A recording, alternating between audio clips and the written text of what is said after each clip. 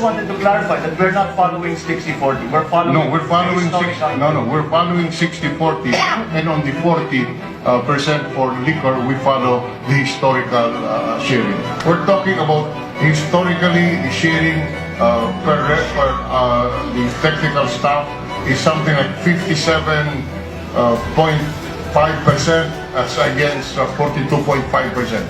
So we just rounded it off to 60-40. But we are also talking in terms of jobs lost, because as already, as we have tried to point out many times, that even by the figures, the disputed figures of the Department of Finance that were given us, the reduction is still 43% in terms of production. This gentleman from Ilocos Norte may be correct in his statement that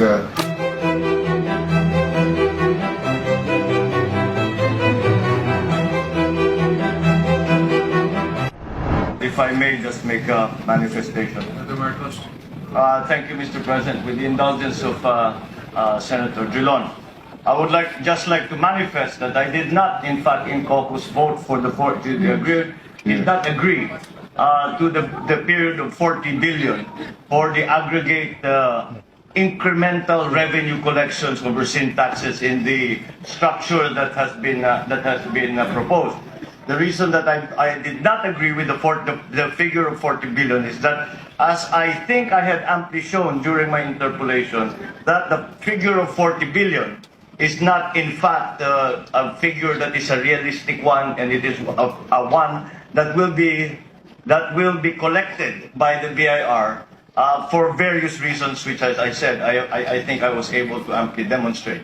Now, I was advised by many of our my fellow senators that we should see merely the number of 40 billion merely as a target, and if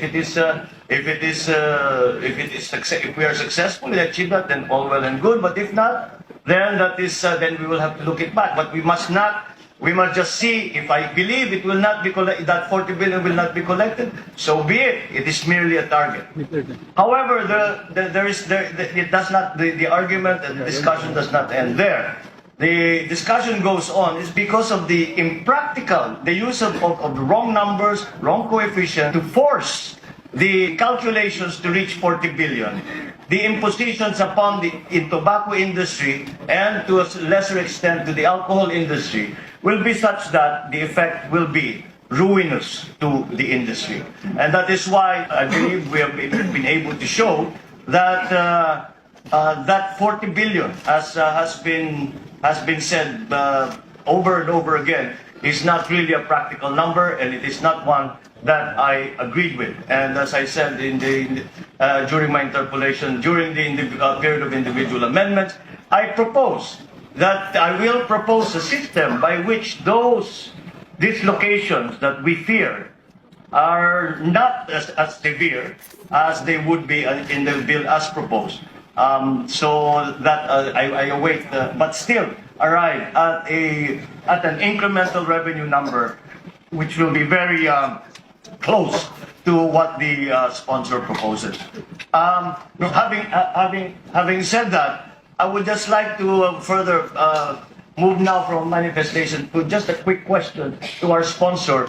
The sponsor, when he opened after our suspension, said that we will follow the sharing on a historical rate, at the historical trend, which between tobacco and alcohol. The sharing between tobacco. the sharing, we found historical data insofar as the sharing between fermented liquor and distilled spirits. I only bring it up, Mr. President, because the number for sharing of 60-40 was also mentioned. So as I understand it, from my readings, the historical sharing is not in fact 60-40. It is more in the high 50s and the low 40s.